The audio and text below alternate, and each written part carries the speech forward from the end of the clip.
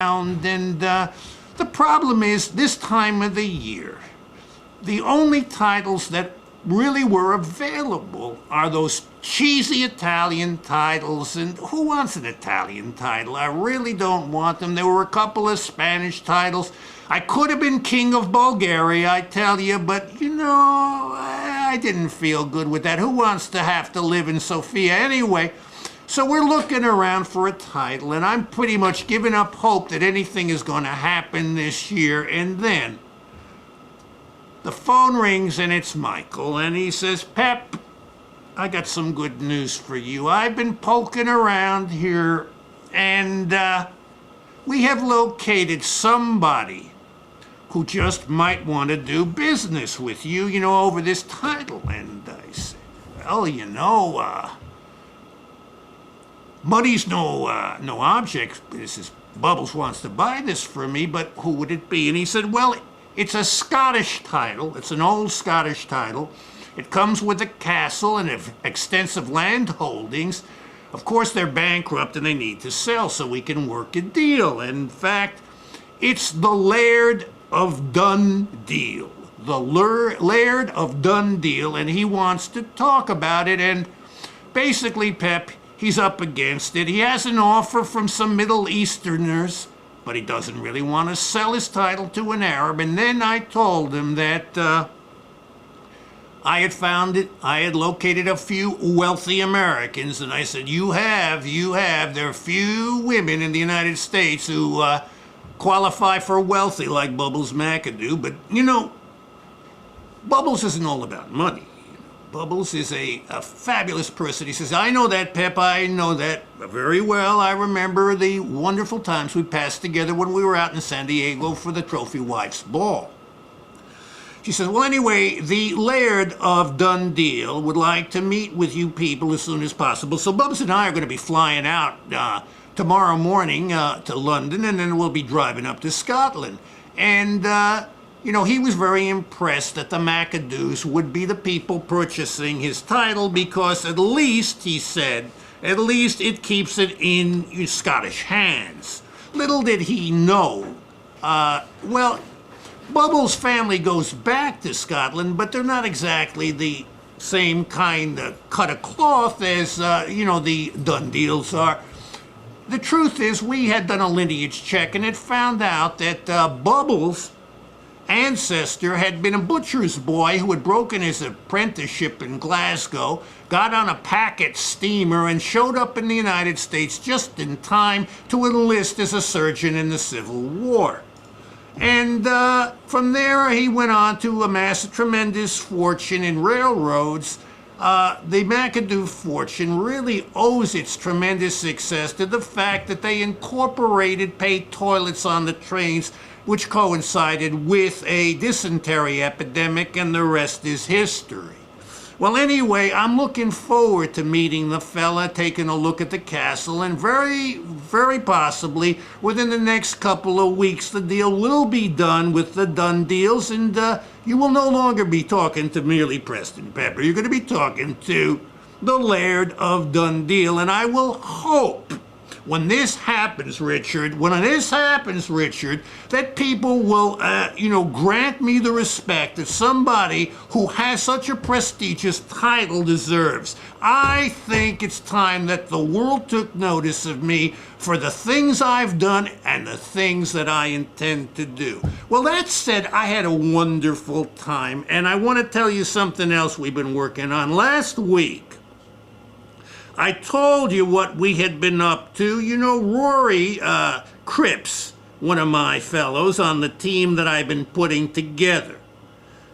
He basically said to me when we were talking about stuff, we were talking about hedges against inflation, and God knows we have got to find a way to protect our money because inflation is just simply eating up its value. Even the McAdoos are feeling the pinch, and when Bubbles McAdoo has to cut back, there's a lot of suffering out there, which is to be expected with a liberal administration like the one we currently have in the White House. They don't have a clue about what to do about resuscitating this economy. It's like a zombie. I tried to call them last week. I try to call them every week. I say, it's Preston Pepper. I want to speak to President Obama. And I never get through. They keep saying, well, he's out, he's weeding the garden, whatever. But they do not want to talk about my plan for improving America. I've got quite a few plans up my sleeve. I'm wearing this shirt today because I didn't know if we were going to have air conditioning. Unfortunately, this station, the building, has been bought out by some staunch liberals, and they don't like Richard Quinn at all. There's no doubt about it. They don't like Richard, and they are trying to shut us down. But we will not be shut down because we are small R Republicans, mister. We are the kind of people who made America great. Yeah, I got Bubbles McAdoo in my corner, but I don't count on that lady's money. What I count on is her moral support, which keeps me coming back every Tuesday evening on Pep Talk to tell it like it is, and it's bad. I also got a call today from Mitt Romney's camp. They're asking me to back down. You know what happened? I backed Newt in the primary, and I'm paying for it still, and now they want me to step up to the plate and say everything's forgiven and that I am going to back Mitt. I'm not sure I am. I, of course, want to see Obama out there, but I was hoping we could get a more conservative candidate than Mitt Romney, a libertarian, somebody who espouses the views that made this country a great country. I don't see it coming from Mitt. And neither does John McCain. That's the truth. Well, anyway, we were talking about hedges against inflation and what came out of that conversation. And, you know, I've got a really fine little team that I have assembled for my ascent to the mayoralty of Upper Nyack. When I am mayor of Upper Nyack, there is at least going to be one small corner of this country where libertarians know that they're appreciated. And we were talking about this, and we were talking about gold and baseball cards and race horses and all kinds of things. And we decided that the best way to hedge against inflation was to buy some politicians. And then Rory said, you know, Pep, a guy like you, I mean, I couldn't do it. And I said, Rory, don't sell yourself short. He said, I'm not selling myself short, Pep, but I don't have the kind of financial resources, but damn it, I would like to buy some politicians. And I said, you know, we got to do something so the average American, the small American, can also buy politicians. Because let's be honest, and I'm sorry, liberals, it's not about casting a vote. It's about putting the money on the table. That's what America's about. That's how you make a deal. How do I know? I'm a deal maker. I am the son of a deal maker. My father, Red Pepper, was one of the most sought-after deal makers there was in the country when it came to selling broken-down farm equipment to the third world. There was nobody better than Red. He made a lot of money. He left my mother, probably because she was a liberal. We touched on that last week. It's a sad story. By the way, Ira Glass, the man who suffered a relapse into liberalism, is doing much better and has taken to eating solid food. Thanks, Doc Rubin, for that cure you came up with. The castor oil seems to work every time on liberals. Well, anyway, we decided we were going to sell influence to the common man. The problem was how to do it. I admit, Preston Pepper is a tree shaker. I am not a jelly maker, but I have some of the best jelly makers on the block working for me. And one of them is Stephen out in St. Louis, the truck driving son of America. He did such a marvelous job when we thought that the country was going to lapse into a meat economy that I called him up immediately and caught him on his paper route. Stephen went right to work and didn't miss a single delivery. I wish you could see the plan he drew up that day. But all I will say is, according to his plan, all incoming freshman reps and senators will now submit to an initial public offering so that market forces can establish a base value on their influence. I promise you next week I'll have more information, and that groups of citizens, elk clubs, holy name societies, churches, synagogues will be able to group their shares in organizations similar to mutual funds. Daily reports will be indexed on the PEP, Influence and Money Peddling Index, known as PIMP. So if you people want to get in to the influence peddling business, you will now be able to do this by buying shares on PIMP. It's a wonderful, wonderful opportunity, and I think you're going to really like that. All the talk today seemed to be in the financial pages. Turn to Spain. Spain's got big problems. Spain and the rest of the Eurozone are coming apart like a cheap shirt. It's a terrible thing to see. It really is a terrible thing to see. Oh my God, I had people sitting there and they've left. They were probably liberals. They probably couldn't take it, or else they were some people from one of the homeless shelters waiting for the doors to open for the evening shift.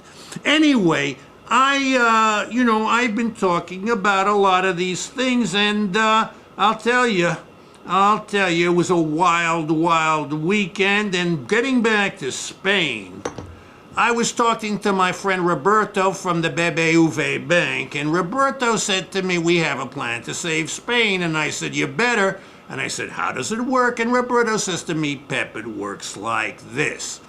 What we're going to do is we're going to sell the whole country. We're going to sell the whole country to the Germans. And I said, well, that's good. The Germans have money, and it's true. Germany is the economic engine of the Eurozone. So the Spanish idea is they're going to sell Spain to the Germans. What the Germans don't know is that the Spanish really don't have much to offer. In other words, basically everything has been spent. And what they're hoping is that after the Germans buy Spain for its beachfront property, they're going to discover how rundown everything is and want to sell it back so that Spain will clear its debts and make a profit. It sounded a little hokey to me, but in desperate times, people are driven to desperate measures. Meanwhile, what else is going on? I'm going to tell you something. I spent a lot of time with my father-in-law this weekend, and, I got there, and it's always nice to see Ebenezer McAdoo, the richest man in the world, and he said, Pep, it's really nice to see you. I'm really touched. He said, when I heard from Bubbles this morning that she had been elected Mother of the Year, or was going to be elected Mother of the Year, I said, I wonder how they worked it. And I said, well, basically Karl Rove paid him off. We bought the title for your daughter. We wanted to make her happy. We didn't want to get into a protracted campaign and all kinds of mudslinging because Bubbles was involved. And he said, Pep, how much did you pay? I said, well, Mr. McAdoo, we paid quite a considerable amount of money. And he said, how much? And I told him how much. I'm not gonna make the sum public. And he said, Ma, you got that title cheap. And I said, I got the title cheap. And he said, considering what a miserable mother my daughter was, I think you got it for her pretty cheap. He said, Pep, she's a wonderful girl. She's a wonderful girl, but as a mother, not much. None of my children have been very good as parents, and at least she's better than my son. And, of course, he was referring to Bobby, his son. He said, Bobby, he's been a big disappointment to me. I bought him that law degree from Harvard. And I said, well, you paid for his education. That's commendable. He said, no, I didn't pay for his education. I bought him a law degree. And I said, well, anyway, you did what you had to do. He says, yeah, I did what I had to do. And now what's he done for the whole of his life? He's been a shuffleboard coach. And he's a liberal. At least the girls are conservative. But, I don't think much of them. But then I see you, Pep, and you're like the son I always wish I'd had. You're brimming with ambition. You are the epitome of what you called on your show last week, the United States of Ambition. And I really like you, Pep. I love you like a son. You're out there. You're going to be mayor of that little town, and I know it's just a stepping stone to bigger and better things, and my daughter has finally hitched her horse to the right wagon, and I was thinking, my God, I've made it. Old Pep, you've hit the big time. If Ebenezer McAdoo has taken such a shine to you, you are there. You are really there. And, I said, if there's anything you can do, I can do for you, Mr. McAdoo. He says, well, Pep, there is one thing you could do for me. And I said, what is that, sir? What is that? He said, one thing is, I want you to be a father to those two girls of my daughters because, I'll tell you, their dad wasn't much. I tried to set him up with a lawnmower distributorship. I reckon that he could handle that, and he almost choked himself to death with the starter cord. And I said, yeah, I knew that one. But you don't want that from me. He said, no, I don't want that from you. What I really want from you is a promise.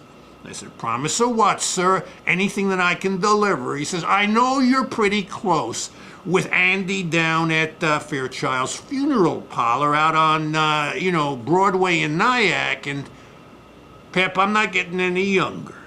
And I said, none of us are, sir. You're looking pretty. He said, cut the crap, Pep. I like you too much for you to flatter me. I've always had a dream. And I said, well, he said, no, I've always had a dream. And when I pass on, I want a Viking funeral. I said, wow, last week I made a lot of promises to the clientele at Fairchild's, and I don't know if it can be done. He said, Pep, I want a Viking funeral. I said, my God, a Viking funeral. Well, I got on the phone to Andy at Fairchild's. By the way, it's really the only way to go. That's the new motto we're coming up with. Fairchild's, the only way to go.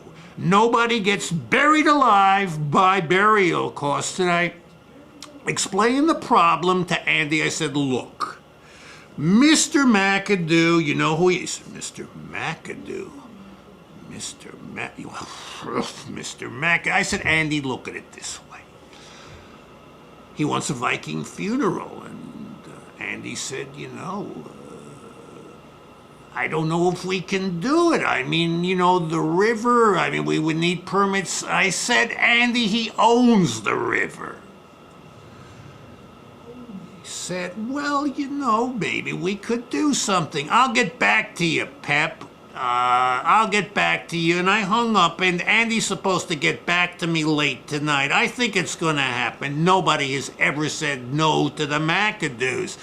And, in the meantime, I called my dad up, and, I just wanted to tell him where I was, because I'll tell you the truth, my dad can really be a pain in the butt with all the name dropping he does. My dad has known everybody, but he's never met Ebenezer McAdoo, and I'm thinking, I'm gonna call up my dad, and I'm gonna win at least one hand of name drop poker. That's the game we call it, name drop poker.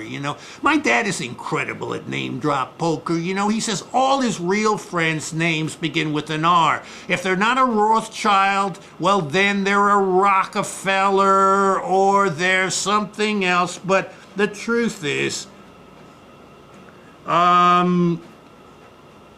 they're big shots. They're big shots. And, I call up my dad, and I says to him, Pop, I'm here at Sans Souci, and I'm hanging out. Oh, my God, the phone's ringing. It's Bubbles. Just a second. Hey, Bubbles, what's up? No, I don't. I really don't, baby. I'm just doing my thing and kind of falling apart all over the place trying to describe our wonderful weekend with your father. I don't know what can happen. We may have a technical difficulty. It rarely happens, but as I explained, Bubs, liberals have bought the building and they will stop at nothing to... Yes, it is. By the way, hun, did you hear? We got it for you. Carl called you our Mother of the Year. Yes, you're Mother of the Year, honey. You finally won something. Just leave it to old Pep. Okay. Well, I love you dearly, and I want to finish my story about how my father was affected by the fact that I'd spent the weekend with your dad. So I'll speak to you soon. What a wonderful woman. What a wonderful woman. She's $2 billion worth of love. That's a lot of woman. Now, anyway, so I tell my dad I spent the time out at the McAdoo place. I said, that's something, Pop. And you know what my father said to me? I'm not impressed, son. I am not impressed. What is a legacy? I said, I don't know. And what is a legacy? He says, it's nothing but a lot of money with mold on it. And he hung up the phone. I mean, come on. I mean, you know, this is the kind of stuff I'm taking all the time, but I don't care. I am on top of the world these days. I'm like this with Ebenezer McAdoo, and I got the greatest team on the planet. I got the greatest team on the planet. You know why my team is so much better than the other Republicans out there? I'm going to tell you why. Most of them are reformed Democrats, except for Rory, of course, who's a small R Republican from the get-go. I have taken these boys under my wing, and I have reconverted them, and as they say, there's nothing more Catholic than a converted Catholic. There's nothing more righteously Republican than a converted Republican, and that's what I got on my team. So I don't care. I was at the ballpark this weekend. I was running around. I was having a good time. I'm trying to arrange a Viking funeral. I know I'm all over and scattered because I forgot to take my meds, but I don't care. This is Pep Talk. I get a call from Bubbles that the show's completely frozen. I hope that it's an isolated problem. I don't care. I'll see you next week, and we're going to have some fun. And you may have to call me the Laird, okay? Good night. I love you. God bless you, but remember who you'll be speaking to. I'm nobility now.